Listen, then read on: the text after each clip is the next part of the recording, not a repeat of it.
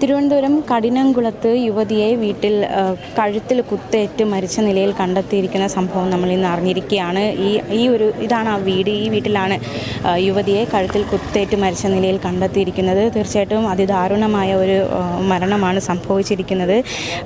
ആതിര 30 വയസ്സ് പ്രായം വരുന്ന ആതിര എന്ന യുവതിയാണ് ഇത്തരത്തിൽ അതിദാരുണമായി കൊല്ലപ്പെട്ടിരിക്കുന്നത്.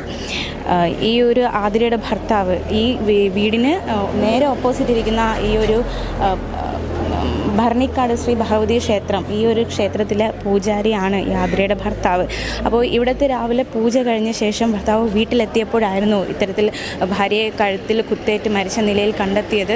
ശരിക്കും ഉടനെ തന്നെ മറ്റുള്ളവരോട് വിവരം അറിയിക്കുകയും അവർ പോലീസിനെ അറിയിക്കുകയും പോലീസ് എത്തുകയും ഇപ്പോൾ ഇവിടെ ഇൻക്വസ്റ്റ് നടപടികളടക്കം നടക്കുകയാണ്. ഡോഗ് സ്ക്വാഡ് അടക്കമുള്ള പരിശോധനയാണ് ഇവിടെ നടക്കുന്നത്. തീർച്ചയായിട്ടും എന്താണ് സംഭവിച്ചത് എന്നതടക്കമുള്ള വലിയൊരു ആശങ്കയാണ് ഇപ്പോൾ ഈ ഒരു പ്രദേശത്ത് ഇപ്പോൾ നാട്ടുകാരടക്കമുള്ളവർ തടിച്ചുകൂടിയിട്ടുണ്ട്. എന്താണ് സംഭവിച്ചത് എന്നതടക്കമുള്ള വലിയ രീതിയിലുള്ളൊരു സംശയമൊക്കെ ഇപ്പോൾ ശക്തമാണ്.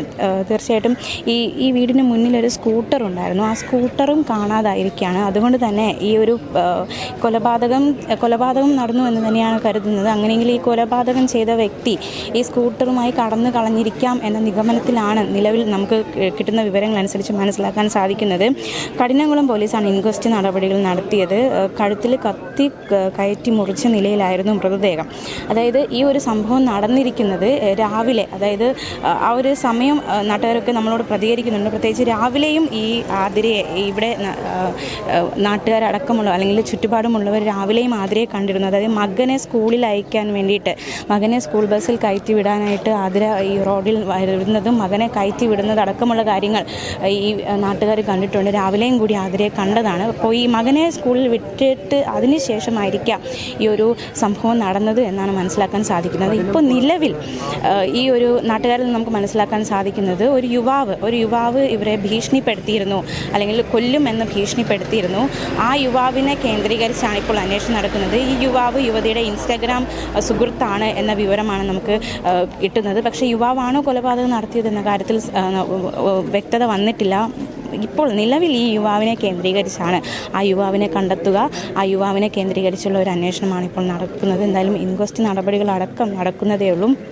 തീർച്ചയായിട്ടും അതിദാരുണമായൊരു സംഭവം തന്നെയാണ് ഇന്നുണ്ടായിരിക്കുന്നത്. എന്താണ് ഈ ഒരു ആരാണ് ഇത് കൊലപാതകം, അല്ലെങ്കിൽ ആരാണ് ഈ ഒരു ക്രൂരകൃത്യം ചെയ്തത്, ചെയ്യാനുള്ള കാരണം എന്താണ് ഈ 2 ചോദ്യങ്ങൾക്കും ഉത്തരം കിട്ടേണ്ടതായിട്ടുണ്ട്. തീർച്ചയായിട്ടും നിലവിൽ ഇന്ന് സംഭവിച്ച ഈ ഒരു സംഭവത്തിൻ്റെ നടുക്കത്തിലാണ് ഉറ്റവരും അതുപോലെ തന്നെ അയൽവാസികളുമൊക്കെ. ഈ ഒരു ക്ഷേത്രത്തിലെ പൂജാരിയാണ് ഈ ആതിരയുടെ ഭർത്താവ്. ഈ ക്ഷേത്രം ട്രസ്റ്റിൻ്റെ ഭാഗമായിട്ടുള്ള വീട്ടിലാണ് ഇവരുടെ താമസം. അപ്പോൾ ഈ ഒരു നമുക്കറിയാം, ഈ ഒരു റോഡ് സൈഡിലുള്ള ഒരു വീടാണ് ഈ ഒരൊറ്റ വീടും അതിനപ്പുറം ഒരു വീടുമുണ്ട്. അപ്പോൾ തീർച്ചയായിട്ടും നാട്ടുകാരിൽ നമുക്ക് മനസ്സിലാക്കാൻ സാധിച്ചത് ഒരു നിലവിളി കേട്ടാൽ അല്ലെങ്കിൽ അടുത്ത് ഓടി വരാൻ പെട്ടെന്ന് വരാൻ പാകത്തിന് ആരുമില്ലാത്ത ഒരു സ്ഥലത്താണ് ഈ വീട്. മാത്രമല്ല ഈ നിലവിളിയൊന്നും കേട്ടിരുന്നില്ല എന്ന് തന്നെയാണ് നിലവിൽ നാട്ടുകാരെല്ലാം നമ്മളോട് പ്രതികരിച്ചിരിക്കുന്നത്. എന്തായാലും എന്താണ് സംഭവിച്ചത് എന്നതടക്കമുള്ള വലിയൊരു സംശയം തന്നെയാണ് ഇപ്പോൾ ശക്തമാകുന്നത്. ഈ ഒരു സംഭവവുമായി ബന്ധപ്പെട്ടുള്ള അന്വേഷണമൊക്കെ ഇപ്പോൾ പോലീസ് ഈ അന്വേഷണം ശക്തമാക്കിയിട്ടുണ്ട്. മറ്റ് നടപടികളൊക്കെ പോലീസ് ചെയ്യുന്നുണ്ട്. തീർച്ചയായിട്ടും ആതിരയ്ക്ക്, അതായത് ഈ കഠിനംകുളം ഈ വീട്ടിൽ താമസിക്കുന്ന ആതിര എന്ന യുവതിക്ക് എന്താണ് സംഭവിച്ചത്, എങ്ങനെയാണ് അവർ മരണപ്പെട്ടതെന്നതാണ് ഇനി അറിയാനുള്ളത്. അതിൻ്റെ അന്വേഷണം പുരോഗമിക്കുകയാണ്.